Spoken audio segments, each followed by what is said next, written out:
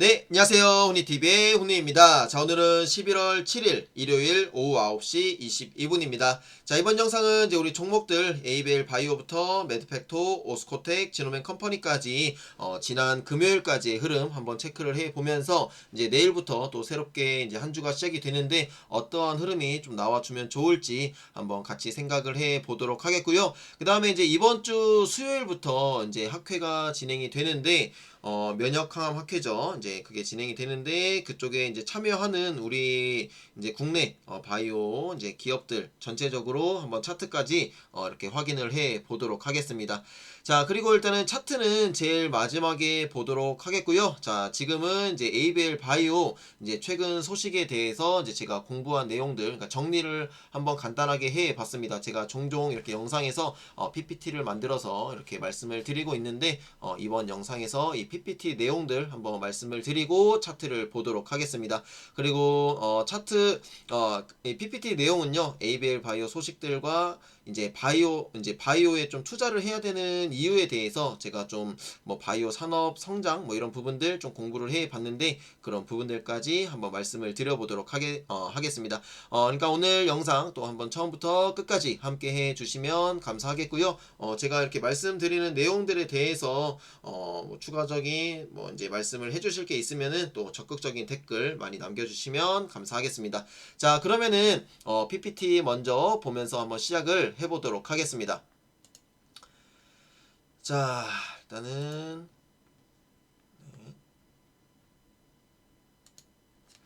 자, 에이벨 이제 바이오 최근 소식 한번 정리를 해 봤는데요. 일단은 이제 에이벨 103은 지금 이제 비임상 단계인 이 파이프라인인데요. 이 에이벨 103이 국가 신약 개발 사업에 과제에 선정이 되면서 이제 2년간 이 비임상 단계에 필요한 연구 개발비를 지원받게 되었습니다. 일단은 이 에이벨 103은 또 한독에 이 기술 이전을 한 이 파이프라인이기도 한데요. 그래서 일단은 한독과 뭐 함께 또 이렇게 같이 진행하지 않을까 이렇게 생각이 듭니다.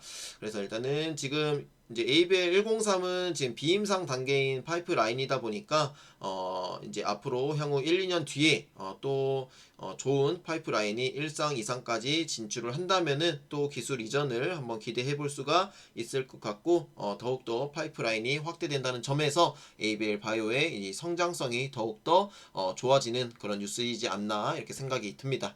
자, 그 다음에 두 번째 소식은 이 한독이 이 차세대 항암 치료제 에이벨 001을 이 미국 컴패스와 함께 임상을 이제 2상 진행을 한다고 합니다.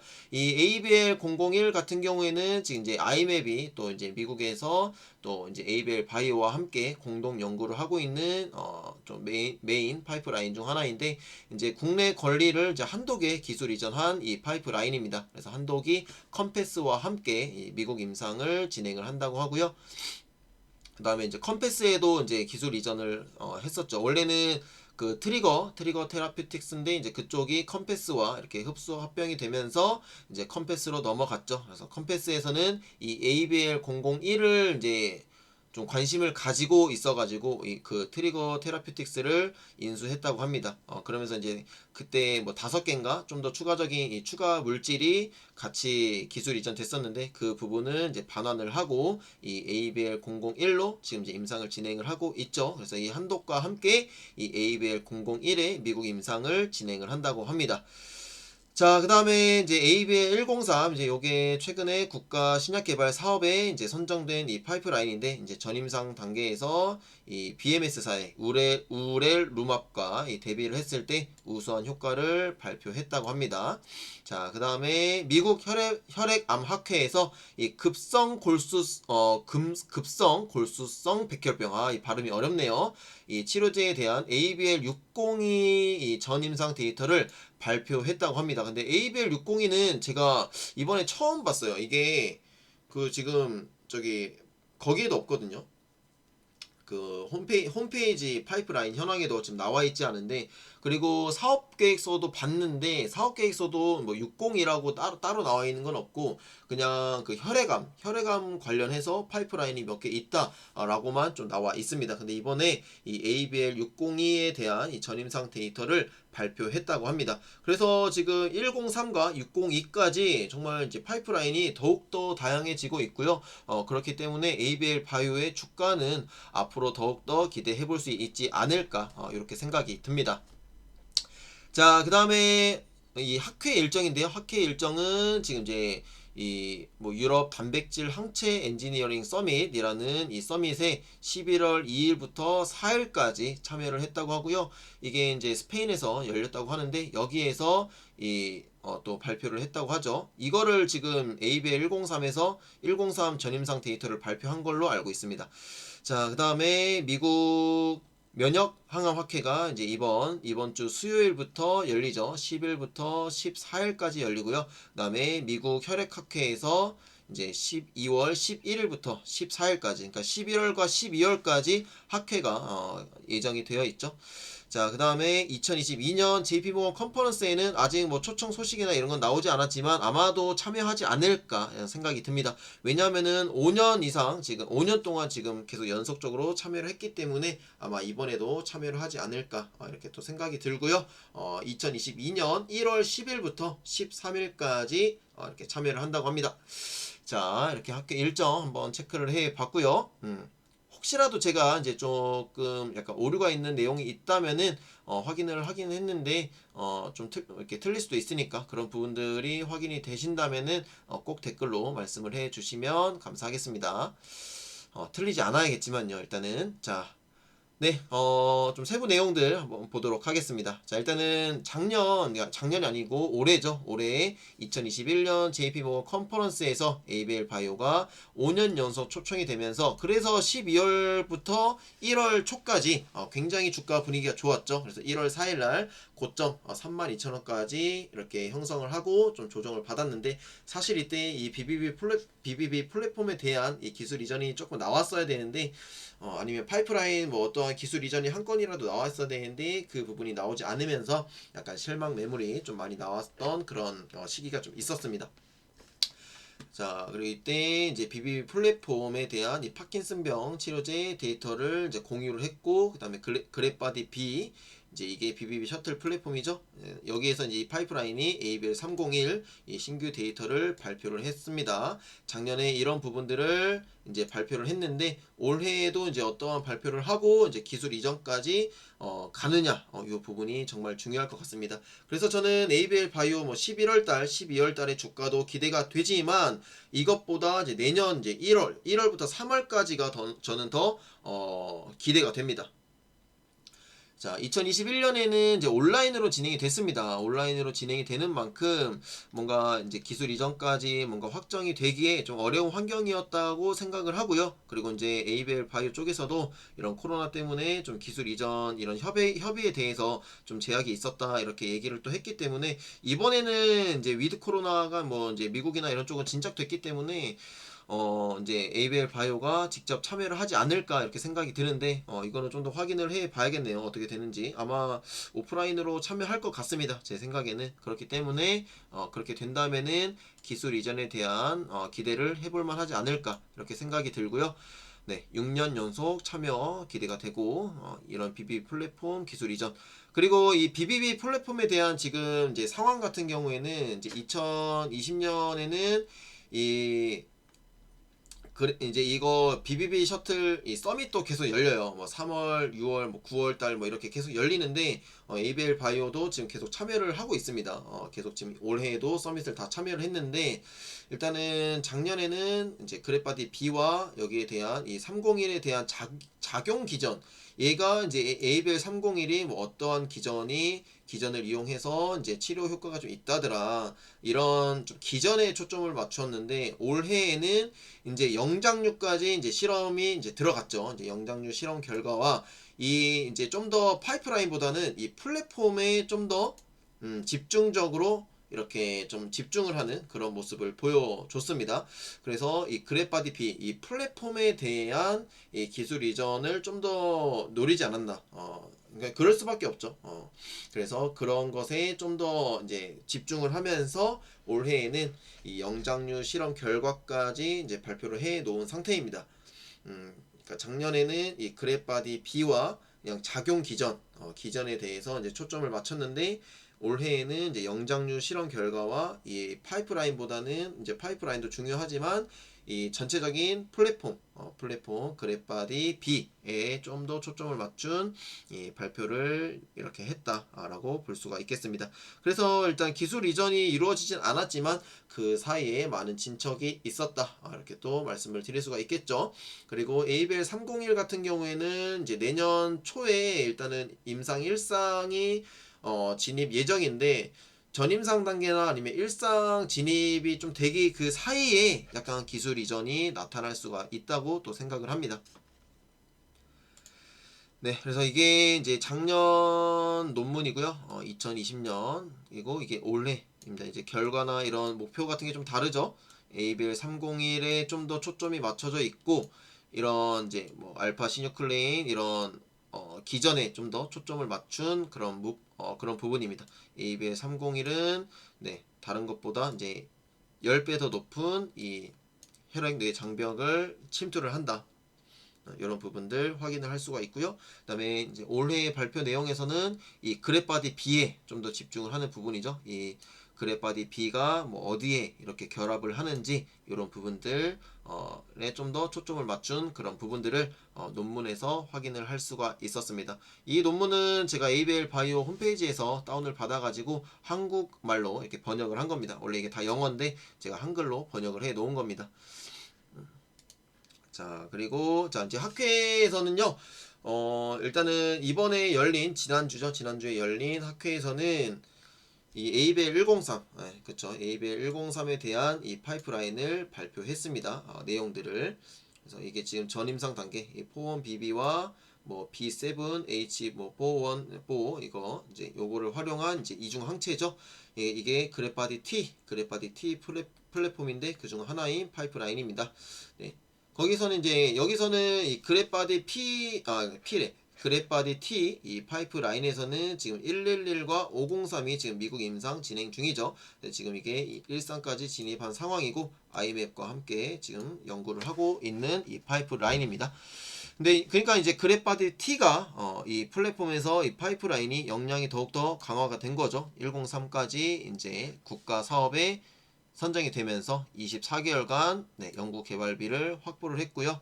2023년에 이제 미국 식약청에 임상을 신청 계획이다라고 이렇게 밝혔습니다. 그다음에 한독의 기술 이전 계약을 한 그런 파이프라인이고요.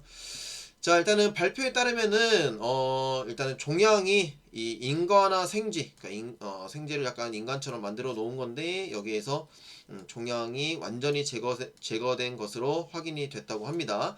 근데 이제 여기에서 이제 암세포를 재이식했을 때, 그러니까 이게 재발이 되느냐 이런 부분도 중요할 텐데 여기에서 이제 암세포의 성장이 관찰되지 않았다고 합니다. 이것은 이 ABL 103이 투여가 됐을 때 이 T세포 중에 이 기억 T세포라는 게 있는데요. 그래서 우리 몸에는 이 기억 T세포가 원래 있어요. 근데 이게 잘 안 되는 경우에 종양이 계속 재발하고 이런 모습을 보여주는데 기억 T세포가 뭔가 활성화되면서 강력한 장기 항암 효과까지 증명이 됐다고 합니다. 저는 이게 제일 긍정적인 것 같아요. 그러니까 우리가 뭔가 병을 한번 걸리고 나면은 그러니까 만약에 낫잖아요. 그러니까 자연 치유가 됐거나 아니면 뭔가 항체로 그러니까 이렇게 치료를 하면은 이 기억 T세포 요게 이제 우리 몸에 잘 남아 있으면서 만약에 다시 뭐 악성 종양들이 공격을 하려고 할 때 이 기억 T세포가 활성화가 되면서 이 항암 효과를 딱 이제 발휘를 해줘야 되는데 그게 안 되면 다시 재발이 될 수가 있거든요. 근데 이 기억 T세포가 뭔가 활성화가 되면서 이 장기 항암 효과까지 증명이 됐다는 것이 저는 이게 더욱더 긍정적인 부분인 것 같습니다. 자, 그래서 이 ABL 103 어떠한 또 진행이 되는지 앞으로 기대해 볼 수가 있겠죠. 자, 네, 그리고 네, 이거는 그 사업 계획서에 나와 있는 부분들입니다. 이거는 이제 한독에서 제가 발췌를 해 왔고요. 이거는 ABL 바이오에서 이렇게 캡처를 해 온 내용입니다. 그러니까 에이벨 103 여기 있죠. 에이벨 103도 여기 있고, 네, 001도 여기 있습니다. 이제 국내 권리를 이렇게 기술 이전했죠.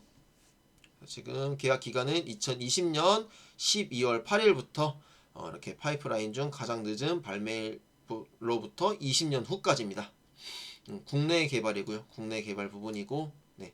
이런 지급 금액이나 뭐 계약 조건은 뭐 공개 불가라고 하네요. 이 T 세포가 활성화되도록, 그러니까 T 세포만 활성화되는 되면 뭐 그것도 좋지만 이제 기억 T 세포, T 세포도 종류가 몇 개가 있는데 그 중에 이 기억 T 세포까지 이렇게 활성화되는 것을 이번 전임상 단계에서 확인을 할 수 있었다. 비임상 단계에서 네, 이렇게 또 볼 수가 있을 것 같습니다. 그러면은 에이벨 103 더욱더 기대해 볼 수가 있겠죠. 자. 그다음에 이제 면역 항암 학회 이게 이번 주 수요일부터 이제 진행이 되는 부분인데 이제 온라인으로 개최가 된다고 합니다. 이 부분은 일단은 에이벨 바이오 쪽에서는 이 에이벨 503에 대한 데이터를 발표를 하고요. 그다음에 에이벨 111은 아이맵 쪽에서 전임상 데이터를 발표를 한다고 합니다. 자, 503과 111 지금 진행 상황은요. 일단 에이벨 503은 4월 5일에 미국 임상 1상이 투여가 완료가 됐고요. 그다음에 6월 3일 날 투여 이제 두 번째 투여가 완료가 됐습니다. 그래서 첫 번째 투여 이후에 이제 안정성이 확인이 되면서 용량을 이제 증량을 시켜가지고 6월 3일 날 두 번째 투여를 완료를 했고요. 아마 이제 이런 부분들 11월 이번 학회에서 좀 더 추가적으로 발표하지 않을까 이렇게 생각이 듭니다. 그래서 일단은 503도 기대가 되죠. 일단 첫 번째 투여군에서 이 안정성이 확인이 됐다는 것에서 더욱더 기대를 해 볼 수가 있을 것 같고요. 그다음에 ABL 111 같은 경우에는 이제 7월 1일 날 미국 임상 1상을 투약을 완료했습니다. 자, 그래서 이러한 부분들이 지금 진행 중이고 이번 학회에서 어떠한 또 발표를 할 것인지 그리고 이제 기술 이전 이중항체에 대한 기술 이전이 추가적으로 나올 것인지 이런 부분들 또 기대해 볼 수 있을 것 같습니다. 네. 이건 제가 정리하다가 깜빡했네요. 자, 그 다음에 이제 에이벨 바이오 뿐만이 아니라 미국 면역 항암 학회에는 우리 이제 다수 기업들이 참여를 하는데 제가 지금 보유하고 있는 뭐 매드팩터도 이번에 참여를 하고요. 매드팩터는 바이오마커에 대한 추가 도출 성과를 이번에 발표를 한다고 하고 네오이뮨텍도 이 키트루다와 지금 병행 임상하고 있는 네, 췌장암과 대장암 네, 이 파이프라인을 발표를 한다고 합니다. 그다음에 차백신 연구소도 이번에 최근에 이제 신규 상장을 한 종목이죠. 네, 이 에스톤 사이언스와 공동 연구하고 있는 이 유방암 G 모델 연구 결과를 공개한다고 합니다. 그 다음에 한올바이오 파마, 레고캠바이오, 티움바이오, 알테오젠 이렇게 또 학회에 참여를 한다고 하는데 우리 기업들 좋은 내용들 발표를 해가지고 좋은 소식들 많이 나와줬으면 좋겠습니다. 그래서 이따 차트를 볼 때 한올바이오 파마, 뭐 레고캠바이오 이렇게 뭐 티움바이오, 알테오젠 뭐 등등 해가지고 차트까지 한번 같이 보도록 하겠습니다. 자, 그 다음에 이제 미국 혈액학회죠. 여기에서 급성 골수성 백혈병 치료 이중항체 전임상 데이터를 발표할 예정이라고 하고요. 지금 이제 초록을 발표한 상황입니다. 그래서 홈페이지를 들어가시면 이 초록을 확인을 할 수가 있었는데요. 이 초록도 제가 홈페이지에 들어가서 한글로 번역을 해서 이렇게 캡처를 해 놓은 내용입니다.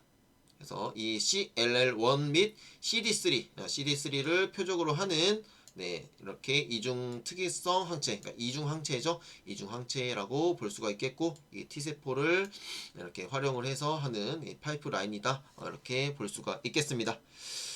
네, 그래서 일단은 뭐 여기서 유의한 항종양 활성을 입증을 했다. 이런 부분들 확인을 할 수가 있겠고요.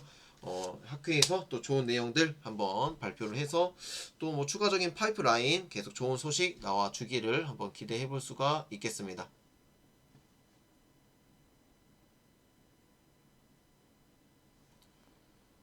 자, 그 다음에 이제 일단은 학회 내용들, 그 다음에 파이프라인 내용들 일단은 간략하게 좀 말씀을 드렸는데요. 정말 쉽지 않은 내용들입니다. 그렇죠? 저도 공부를 하면서도 계속 여러 번 계속 보고 또 봐도 정말 어려운 부분인데 그래도 이렇게 공부를 하면 할수록 그래도 더 재밌는 게 이런 바이오 투자 공부인 것 같습니다. 자, 일단은 이제 이번 내용은요, 이 바이오 투자 꼭 해야 되는 이유에 대해서 제가 좀 말씀을 드려보려고 하는데요. 그 한국 제약바이오 협회에 나온 내용들을 제가 간략하게 데이터들을 좀 이렇게 추려가지고 좀 이렇게 작성을 해 봤습니다. 자, 한번 보도록 하겠습니다. 제가 좀 더 약간 더 멋지게 좀 만들어야 되는데 시간이 제가 그렇게 많지가 않아서 좀 간단하게 좀 만들었다는 점 양해 부탁드리고요. 자, 일단 바이오 전체 이 산업에서는 이 제약 바이오 산업의 연평균 성장률 4%에서 9%입니다. 이 14년부터 19년도까지의 이 연평균 성장률은 4%에서 9% 사이고요. 1위인 미국이 한 4% 정도의 계속 성장성을 이루고 있는 그런 산업입니다. 자, 한국은 이제 세계에서 12위 정도의 지금 랭크를 하고 있는데요. 2020년 기준입니다. 그래서 세계 12위다 보니까 뭐 더 올라갈 수 있는 그런 가능성이 충분히 있는 그런 산업이다라고 본다면은 충분히 이 성장주라고 볼 수가 있겠죠. 그래서 일단은 근데 한국의 또 제약바이오 연평균 성장률은 7.3%라고 합니다. 14년부터 19년까지 말씀입니다. 네, 그래서 7.3%의 연평균 성장률이 있기 때문에 향후의 이 성장성도 충분히 기대를 해 볼 수가 있겠죠. 그렇기 때문에 이 주가가 뭐 워낙에 이 폭이 변동성이 좀 크긴 하지만 충분히 투자할 수 있는 그런 가치가 있다고 생각을 합니다. 자, 그 다음에 이제 특히나 이 제약바이오도 뭐 이제 이게 많이 나뉘잖아요. 근데 그 중에서 우리 이제 에이벨 바이오나 메드팩토, 뭐 지노멘 컴퍼니, 오스코텍이 지금 다 하고 있는 이 이 악성 종양에 대한 이 거기에 또 투자를 해야 되는 이유를 또 말씀을 드리자면은 지금 의약품 매출이 이 종양학 쪽이 1위입니다. 네, 연평균 성장률이 이게 좀 안타까운 거긴 한데요. 11.5%나 계속 증가를 하고 있고요. 2026년까지 계속 증가할 것이라고 지금 전망을 하고 있습니다.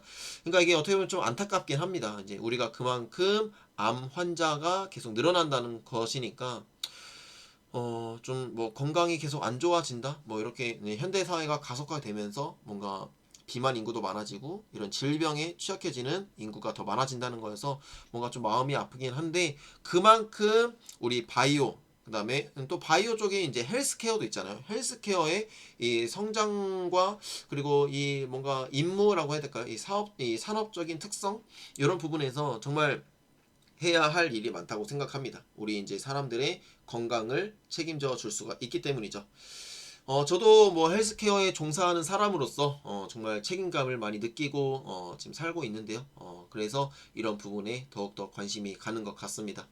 자, 면역 억제제 같은 경우에는 3위를 기록하고 있는데 종양학보다 더 큰 성장률을 보여주고 있습니다. 그렇기 때문에 우리 뭐 ABL 바이오도 이제 면역 억제제도 하고 있기 때문에 정말 더 매력이 있는 것 같습니다. 그렇죠? 11.5%, 14.3%의 성장을 계속하고 있는 이 매출 및 점유율 추이가 있기 때문이죠. 그러니까 면역 항암제 개발 기업들의 성장성은 계속 될 수밖에 없고 국가에서도 계속 밀어줄 수밖에 없겠죠. 자, 그 다음에 이제 에이벨 바이오 내용이 좀 있어가지고 이렇게 또 따로 이렇게 좀 만들어 봤는데요. 에이벨 바이오는 국내 상장 기업 중에 17위의 이 R&D 투자를 하고 있다고 합니다. 매출은 이제 이거 단위를 제가 안 썼네요. 단위가 뭐였더라? 아무튼 요 정도 나오는데 R&D 투자가 지금 훨씬 많죠. 그래서 이 R&D 집중도가 796%입니다. 굉장히 높은 지금 R&D 집중을 하고 있는 것을 확인을 할 수가 있었습니다. 자, 상장 기업은 2019년 기준 113개인데요. 지금 아마 더 늘었겠죠. 최근에 작년부터 올해까지 뭐 차백신 연구소, 뭐 SCM 생명과학, 뭐 여러 기업들이 지금 상장을 했기 때문에 뭐 앞타머 사이언스도 있고 엄청 많이 했죠. 그렇기 때문에 지금 더 늘었을 텐데 그 중에 17위를 하는 그런 모습을 보여주고 있습니다. 자, 그 다음에 이제 국내 개발 신약 중에서는 이제 이 품목수를 보면은 2015년에 5개에서 제일 많았고요. 16년, 17년, 18년 1개, 그리고 19년에는 지금 0개. 그러니까 지금 아마 2020년, 2021년도 다 0개일 겁니다. 그렇기 때문에 앞으로 국내 개발 신약은 계속 개발이 될 것이다. 그리고 언젠가는 나올 거기 때문에 그 중에 또 ABL 바이오가 된다라고 하면은 그때 주가는 2배, 3배 뭐 더 갈 수도 있지 않을까 이렇게 생각이 듭니다. 근데 ABL 바이오 같은 경우에는 일상에서 웬만하면 다 기술 이전을 해버리기 때문에 기술 이전한 기업들이 또 어떻게 하느냐도 좀 관심을 둬야 됩니다. 그래서 아이맵이라든지 뭐 한독이라든지 컴패스라든지 이런 기업들의 내용들도 좀 확인을 해야 될 부분이 또 있죠. 그다음에 네, 아무튼 그렇습니다. 그다음에 유한양행이랑도 이제 또 연구를 계약을 한 게 있죠. 자, 그다음에 이거는 이제 최근에 제가 그 사망 원인을 이제 통계청에서 이렇게 발췌를 해온 내용인데요. 한 20분이 넘어가니까 제가 말이 계속 꼬이네요. 죄송합니다. 최대한 집중을 해서 한번 발표를 해 볼게요. 자, 일단은 암 정복은 꼭 해야 할 과제라고 생각을 합니다. 왜냐면 2010년부터 20년까지 사망 원인 1위, 부동의 1위입니다. 이 악성 신생물 암인데요. 암이 계속 지금 10년간 사망 원인 1위를 기록하고 있습니다.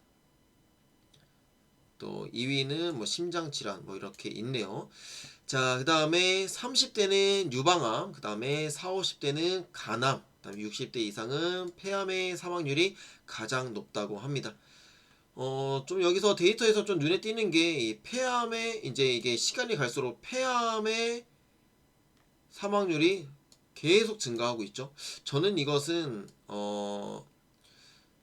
이 운동 부족이라고 저는 생각을 합니다. 폐 기능이 빨리 떨어지고 있는 것 같아요. 그리고 최근에 또 코로나까지 발병이 되면서 이제 코로나가 또 이 폐에 치명적인 뭐 옛날로 치면 이제 우한 폐렴이잖아요, 그죠? 그래서 이 폐 기능이 계속 떨어지는 것은 정말 좀 안타까운 부분인 것 같습니다. 그래서 우리 구독자 여러분들, 이 시청하시는 모든 분들께서는 주기적으로 좀 유산소 운동이나 이 근력 운동을 통해서 이 폐 기능을 강화시키는 그런 부분들이 꼭 필수라고 말씀을 드리고 싶습니다. 그래서 일단은 이 다양한 통계는 있는데 제가 몇 개만 이렇게 좀 따왔습니다. 그래서 지금 10년간 사망 원인 1위가 악성 신생물 암이다. 그 다음에 폐암은 또 지금 ABL 바이오도 하고 있고 매드팩토도 하고 있죠. 그 다음에 대장암은 또 지금 매드팩토가 주력으로 좀 하고 있고, 네, 아무튼 그래서 지금 이러한 부분들 확인을 할 수가 있었고요. 그 다음에 이제 ABL 바이오가 이제 더욱더 이제 좀 매력적인 게 이런 부분입니다. 지금 사망 원인별 사망률에서 이 알츠하이머에 대한 사망률이 증가했다고 합니다. 저 전년 대비, 그러니까 2019년 대비 2020년에 사망률이 알츠하이머가 10% 정도 더 증가를 했다고 합니다.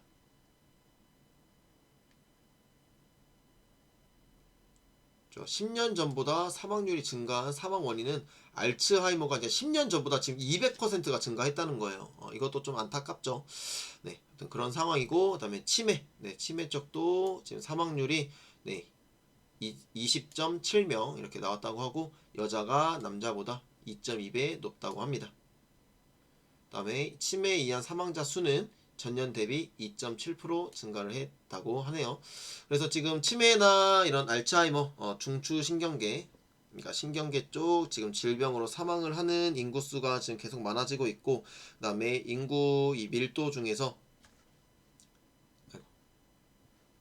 네, 인구 밀도 중에서 지금